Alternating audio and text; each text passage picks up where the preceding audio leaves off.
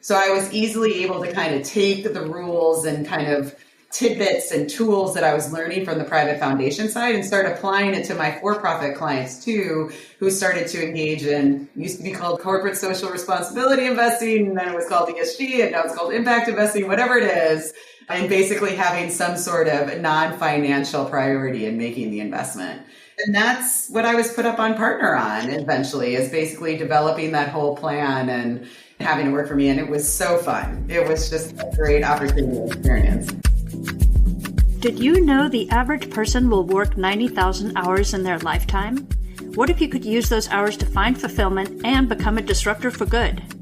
Welcome to the Work That's Worth It podcast. I'm Georgie Enthoven, and I'm here to demonstrate that an ambitious, meaningful, and rewarding career is not just a dream, it's achievable. Each episode will dive into conversations with global change makers who've cracked the code on combining income and impact. If you've ever felt like you were torn between a paycheck and your purpose, or maybe you simply yearn for more purpose, you're going to be exposed to the ambitious humans who have done it themselves. Ready to make your work worth it? Let's get started.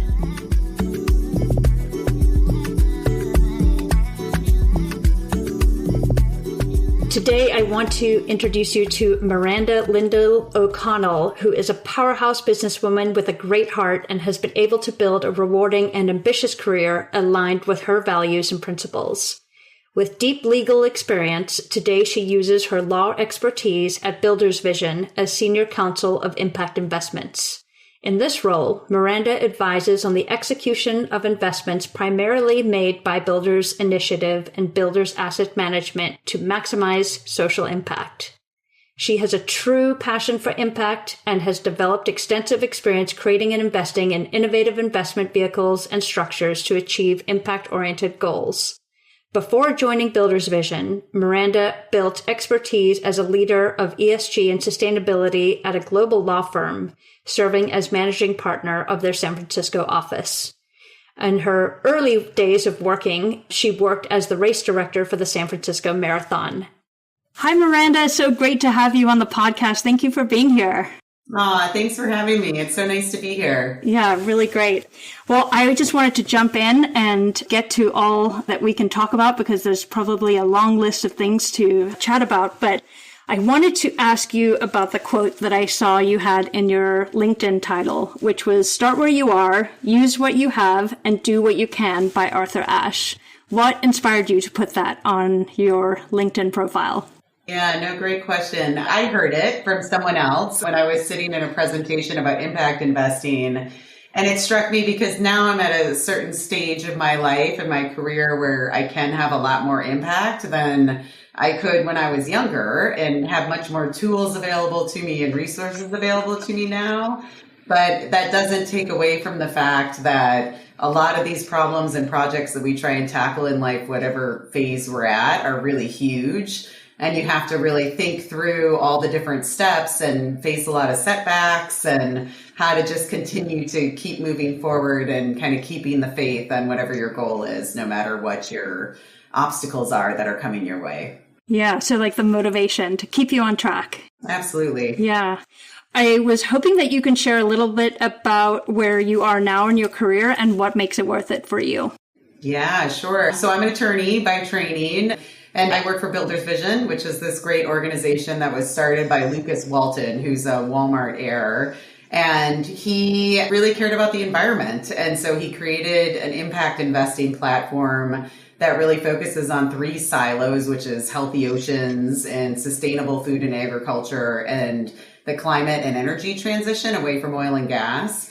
And I met my now boss a couple of years ago at a conference and started talking to her about the possibility of coming over and working with her on managing and negotiating the impact investments they make, which is a huge range, which I can get into and explain in more depth. But at the time, it was really exciting and attractive to move over because there's so much flexibility and new and fun, cool stuff, what I call wackadoodle stuff that we get to do, which is a hybrid of for-profit and nonprofit and all sorts of tools that we use to try and meet these different goals.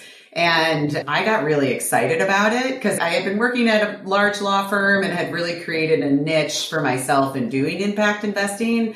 but it was in varying shades and degrees. And it was something that I really cared about and knew I wanted to dedicate myself to. So when the opportunity came up to be able to do it all day, every day, I got really excited. That sounds incredible. Can you tell me like an example of a project that you work on or a couple different types of projects from the categories that you shared? Sure, absolutely. So we have a couple different vehicles that target different things, but in summary, a recent one that we were just talking about on the market rate side is a really large blue bond that we helped guarantee that came through for the Bahamas. That was a really fun, exciting project. I definitely have never done a blue bond before. Can you describe to the audience what a blue bond is? Absolutely. Yeah. It's the restructuring of a government's debt on the market via a tender offer, which is a lot of scary words that a lot of people don't know what they mean. But in short, you're basically able to restructure it at a discount and give the government the extra money that the discount creates. And so based on market conditions, we were actually able to raise $124 million for the Bahamas. And what the government has to do is use that money for conservation efforts. And part of the default mechanisms within the loan that they were given that new money with includes things like not meeting the conservation metrics that are baked into the agreement. And so in addition to like a normal loan where you don't pay the money, you sit back, so you're in default, another form of default is not meeting the metrics they're supposed to be meeting for mainly coral conservation in the ocean. So it was a really crazy, fun, new project. There were lots of bankers, there were lots of finance professionals, there were lots of lawyers. But in the end, it ended up being this just really cool collaboration between a nonprofit, the Nature Conservancy, who kind of brokered the deal, and then a number of for-profit actors. And it came out with this great result. Yeah, I love that you talk about collaboration. How is that played a big part in the work that you do? Oh, everywhere. Yeah, absolutely everywhere. I mean, collaboration's everything. I think you have to have a really curious and open mind to understand what other people do. So I've been heavily trained, as you can tell, with law, but also with finance and investment side. So more venture capital, private equity. But a huge piece of what we do is working with nonprofits. So whether it's grants or symposiums or collaborations on movies, any sort of things that we're working on putting together, you have to understand their world and all these great tools that they have to effectuate the same things that we're trying to achieve on the for-profit side. Okay, so is it part of your role to build this ecosystem and bring people together, or are people bringing you in on these kinds of things, or both? Oh, yeah. So for example, going back to the Blue Bond example, we were lucky that one of the people we have a private foundation that we also help source investments for. And one of the senior program officers in the private foundation is one of the premier ocean experts in conservation in the world. And so he was able to come in and opine on what these metrics, conservation metrics, are supposed to be that the government was supposed to hit.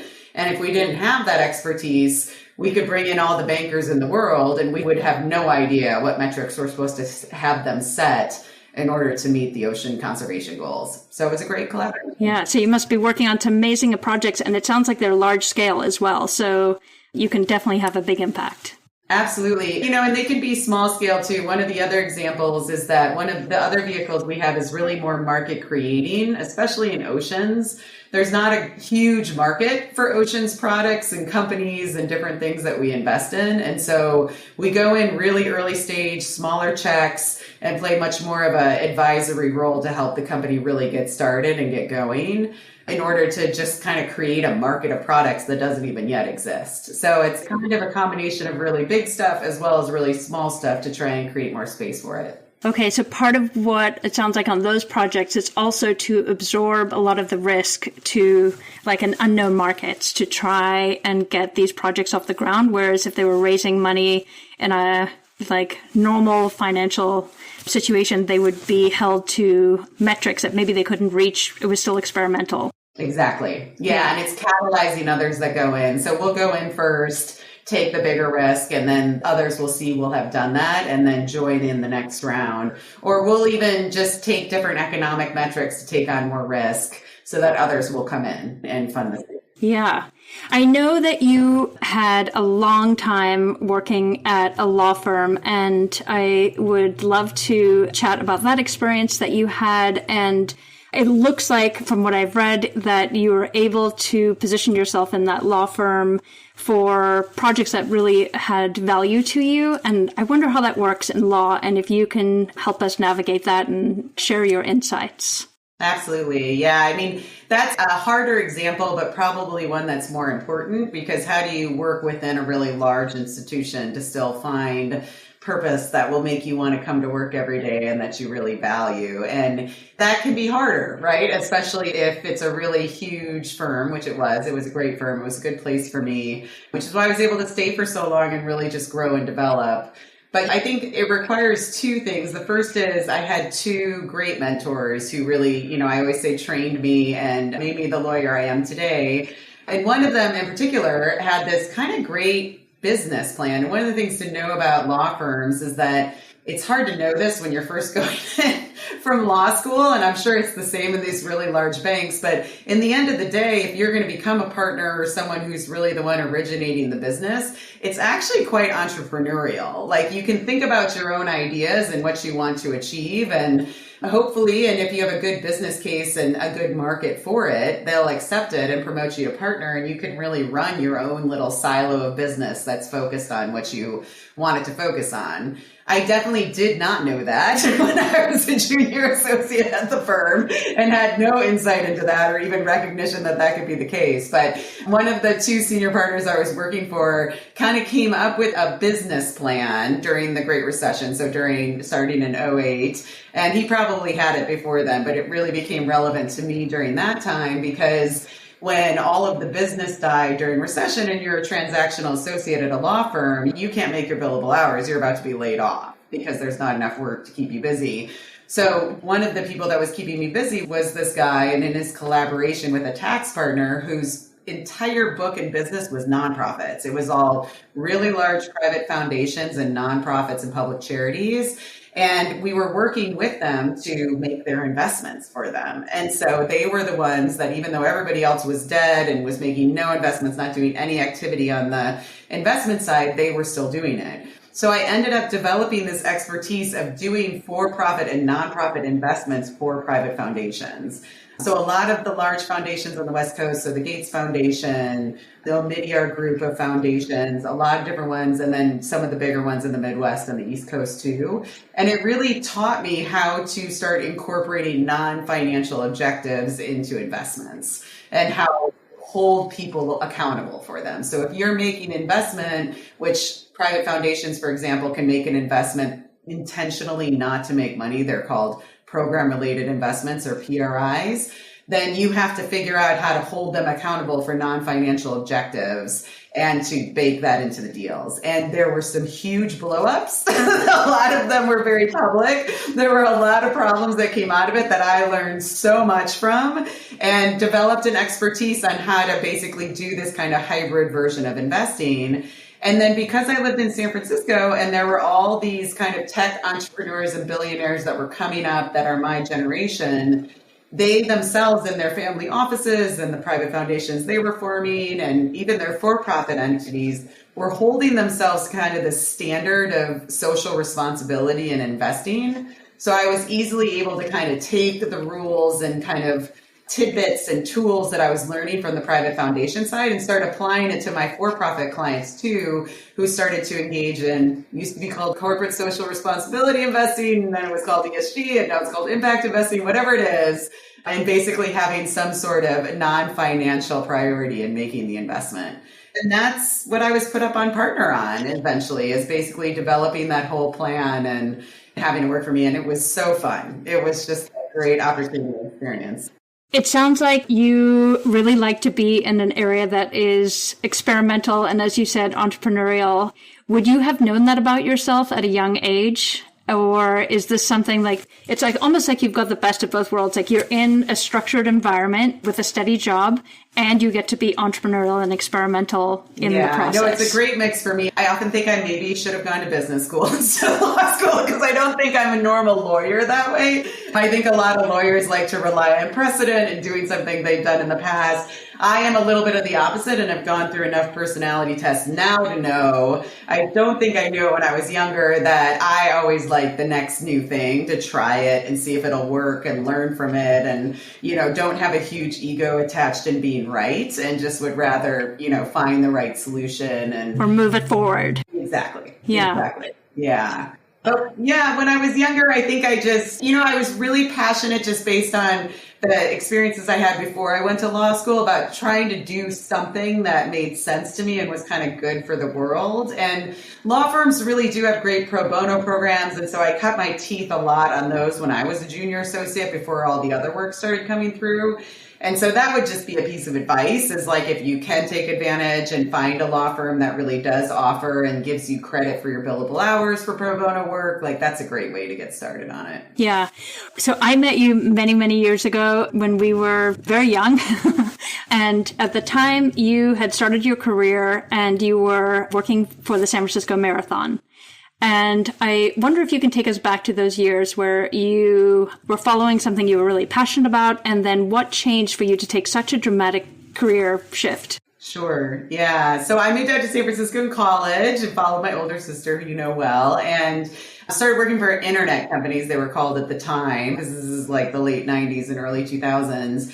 And when I lost my job in the dot-com bust and couldn't find another one in the same industry, I started looking around for things that would kind of fit my personality, which was very outgoing at the time. And so I ended up getting a job through my uncle through the San Francisco Marathon, and basically became the race director of the San Francisco Marathon. At the time, those races were run by newspapers, if you remember. It was like all the different newspapers owned these races. And the San Francisco Chronicle owned the marathon, and they didn't want to do it anymore. So they basically gave it to us. And so my job was to go around and to sell the marathon at all the expos of the major marathons in the US. And it was a very fun job. I basically got to go hang out in LA for a week and go work at the expo and go sell the marathon to different people. And I started to learn, all about how these races raise money for different sorts of causes and how people use them and how they're motivated by kind of the tragedies in their own lives to do it. And so we started to really incorporate large pieces of that into the marathon. And that kind of combined with the fact that everyone kept asking us to go across the Golden Gate Bridge. So we added the Golden Gate Bridge to the race course. The marathon just blew up and became this great race that it is today, which is really awesome. But it was a great learning experience, which has been consistent throughout my entire career, of how you can marry the purpose into the for-profit. And we're such a capitalist society. I mean, we're just so governed by money, and it really doesn't make sense to a lot of us. We need it to live and to pay for things in our lives. But those of us that work in the finance sector and private equity and VC, you feel so dominated by it, and it can feel vacant. So it was a really great just kind of shift and theme that I could carry out through a lot of these jobs. Yeah. And then how did you decide that you wanted to shift and become a lawyer? Yeah, so I could have stayed. I had the great opportunity to stay, and it would have been a great job, to be honest, lifestyle-wise particularly. But in the end of the day, I started to become a little bored, and I was like, I think my dad's a lawyer, and I have a similar personality to him. And I was like, you know what? This is starting to make more and more sense about why he did this. And if you want to become a lawyer, you gotta know how to advocate for yourself, and you gotta really love to read. And those were two things that were a huge part of my personality. I did have the idea, based on the experience with the marathon, to really go into a nonprofit realm and do that. I ended up not going to Berkeley for law school, which is really one of the schools that had the nonprofit kind of sphere that really focused on it, and went to Hastings in San Francisco instead. And at that point, I started to get into other things that I was interested in. But when you got into the law firm itself, it was really easy, as I was saying before, with the pro bono path, to kind of pick what you cared about and really push it forward, which is great. I mean, it sounds like all the experiences you've shared with us so far, there's a big luck component, but then there's also a piece that you've been intentional about. I want to continue to do good. Yeah, absolutely. And I think it helped too for law school in particular. I was 29 when I went back to law school. So I was older. I knew what it was like to work. I was much more intentional about choosing what I wanted. And once I got to the law firm, it was a little bit easier for me to see how to manage up a bit and how to take advantage of the opportunities that were given to me that would allow me to really do what I wanted to do and live the lifestyle I want to.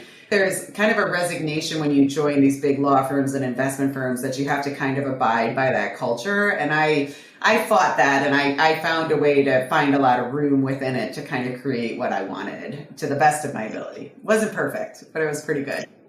Being a lawyer today with AI and everything, what would you give as advice for young people either already in the process or thinking about it? Like, are the opportunities going to change significantly, or do you see a lag there? What are you experiencing? Yeah, no, it's a great question. And I know there's a really open conversation right now about AI. I think I'll answer it with probably the best answer, which non-lawyers don't know, is one of the biggest issues that AI raises is a legal issue about like copyright and privacy and all these different things. So in the end, to date, all AI has done is actually created more legal work rather than take away work from lawyers. And it's made our lives easier. It's made it easier for us to find language that we can easily use for different situations on Google and using different sort of AI tools that are out there. However, in the end of the day, you still need to have a lawyer's brain to assess what is good and what's not over what's being offered. And so I don't think AI is yet taking over the legal world. It's just kind of so far been a tool that's saved you 10 minutes of drafting and that you would have had to come up with yourself. Miranda, you talked about personality tests in the beginning and that you didn't know much about yourself maybe until you took some of those tests or found out some things that surprised you. Can you talk a little bit about that and maybe when those became relevant and for the first time introduced to you? Absolutely. Yeah. I think it, in hindsight, just helped explain a lot. So, especially in the law firm profession, there's a lot of really red personalities, is what we call them, kind of ambitious personalities. In law school, they're called gunners. The really competitive ones, cutthroat. They'll kind of, undermine anyone to kind of get things done. And then blue, like kind of just precedential personalities, which are like, there's a precedent for something I've done. I need all the facts and data and every analysis before I'll ever make a decision. And I want to be 100% sure before I make any decision. Neither of those things are at all who I am. So I had to learn really early on in the law firm how to get along with those people and how to, raise my own skills in those ways to the extent necessary for my job. But my personality is two other things, which is always being open to the next new idea and wanting to try it. And then having a lot of empathy and care for the world around me. And so those were the two things that kind of overruled. And I managed to kind of keep that, even though I was kind of surrounded by an environment that didn't really prioritize it. How did you manage to understand those were valuable strengths in a world where maybe they weren't always valued or recognized? And you're probably the red and blue personality type that you were mentioning were more the traditional paths that people were taking and had a way to be recognized and succeed. So I always was a little bit different and stood out because of it in a lot of ways. Also because I was old enough and confident enough that I wasn't, going to try and pretend to be something I wasn't. But I was rewarded for it. And I think that was why, and it wasn't by the traditional reward system within the firm, but it was by the clients. And it was by the people outside of the law firm world who were like, oh, she actually makes sense. And all these other people don't really make sense. I can't understand what they're saying. They want 50 more answers to questions that I don't have. They don't seem to have an ability to look outside of their own personal experience and really envision something different. And so as a result, the lawyers I work with started to recognize that they could put me out in these calls much more than anyone else and have much more successful outcomes. And that when the weird situations came up, I actually, knew how to think about them and how to put something outside of whatever experience I've had to really imagine what they're facing and how to use some tools to start to try and address them. That probably was a stroke of luck that you were a little bit older and had the confidence to see that. And then to lean into your strengths versus focus only on leveling up weaknesses to fit in. Yes, exactly. And I had to get much better in those places that I wasn't strong in, and that's helped me. Like I can call on, I think of red now as being kind of a warrior if I need it. If I'm in a tough negotiating situation or I'm up against a red or a blue, I know how to call on it. I know how to use it to my advantage to try and get across, because you have to communicate with everybody, even if they're not like you. So you have to learn how to, just communicate, even if they don't prioritize the same things as you. And if you were a young person wanting to combine income and impact in the work that you are doing today, like the oceans, food, or climate, what advice do you have of where to start or what to think about? Absolutely. No, it's a great question. And I feel like, I don't want to discount the nonprofit path because I do think it fills a really important role. I was never as attracted to it when I got out of school because I had a ton of loans and I needed to pay some money back for school. And so I always followed the more institutional route, certainly with law firms. And I would say the same applies out of business school in the sense that you get trained really well at large institutions. So I think it always benefits you to go work for them for the first couple of years out of school, because you need to know how they work. They train you with all the current tools that are out there in the marketplace, and you get to pay back your loans and create your own nest egg to go buy a house and go do different things. I ended up staying at the law firm much longer than I expected. That was a combination of life events. I had 3 kids at that law firm, so I was also just busy with other things going on in my personal life. But I also, it served me. I ended up working for the right people, and they gave me enough flexibility to try and do the work and projects that I wanted to do as I gained confidence to do it, and allowed me to be entrepreneurial and do it. So don't discount the institutional path, because I think that it really can serve a purpose. And there may be, first of all, just to get you trained and financially solvent to just launch you.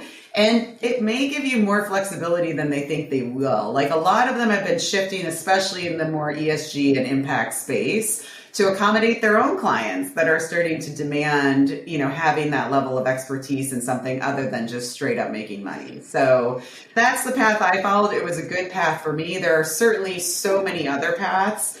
So many of my colleagues were in-house in companies right up within, 1 to 3 years, and had amazing opportunities and trainings themselves because of it. So there are a lot of different paths, but I will say the institutional one really worked for me. And then I was able to kind of make it something and, hopefully have benefited them as well, and kind of leaving them with, a different experience than they would have gotten otherwise. Yeah. And values alignment, how important is that when you're looking to hire people, or what kind of questions are you asking to get at that? That's a good question. My favorite one I was asked in an interview when I was thinking about leaving the firm. There's a great senior partner who asked me this at another firm, and she was like, "What do you care about? What is it that just gets you? And what do you care about?" And I really care about the environment. That's very important to me. I dedicate my every day to it right now.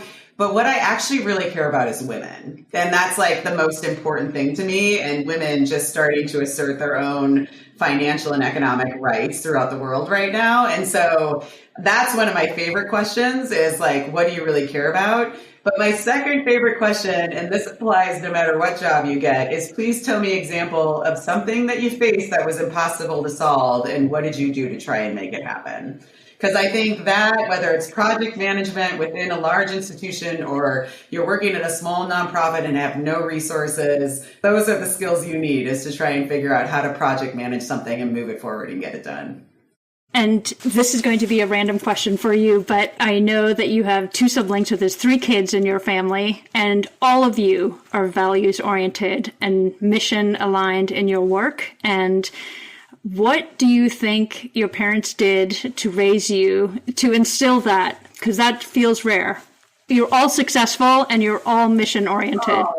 Yeah. No, appreciate that. It's funny. We were all raised really religiously, and I don't want to discount how important religion can be, but I actually don't think it was that. I think my parents are just like curious, empathetic people, and they were the only liberals in a really conservative town. And so we're always just really open to other people and the way they were living and what their ideas were. And for whatever reason, that kind of played through to all of us, of a sense of kind of responsibility for your community, even if you're not exactly like the people in it, a responsibility to own it, to actually really do what you can to make things better or just that don't make sense and try and make it better. Getting back to the original quote that we talked about, it sounds like, yeah. Speaking of responsibility and doing good in the world, do you have any resources that you like to recommend, favorite books or podcasts or anything that you think this really shaped how I think about the world, whether it's focused directly on women or directly on climate or just in general on how to be a better person through work? Yeah, and Georgie previewed this question for me, and honestly, I don't. And the reason is that they don't really exist yet. They're very sector focused. So to your point, there's amazing resources out there about environments and amazing resources about women's rights and social rights and governance and all these things. But in the end of the day, what we're always trying to do is create the next new thing and how best to do it.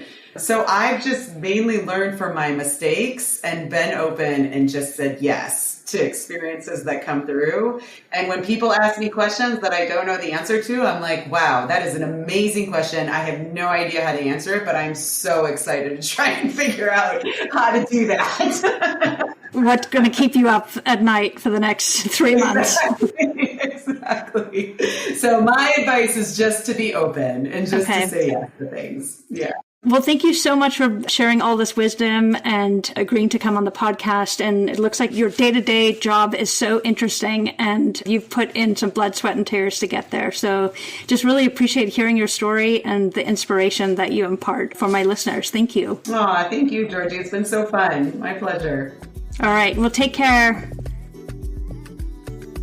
I wanted to share my hot take on this interview with Miranda.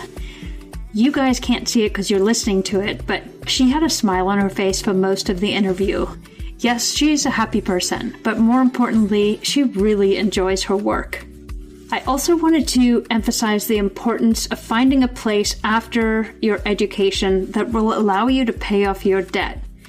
For Miranda, it was a well-established law firm, but as luck would have it, it did not mean she had to compromise her values and her continued desire for learning, but rather it created a wonderful learning opportunity for her as she carved out an interesting niche. And that's a wrap for today's episode of Work That's Worth It. Remember, every conversation we share is designed to empower you to build a career that's truly worth your time and energy. There are future disruptors out there just like you who would appreciate the conversations in this podcast. Please support me by spreading the word and sharing this episode with a friend or two, or visit my website at georgieenthoven.com. That's spelled GeorgieEnthoven.com. Until next time, ask yourself, what problems am I solving, and are they worth my valuable time? Your intentional choices today can lead to exponential impact tomorrow. Thanks for listening.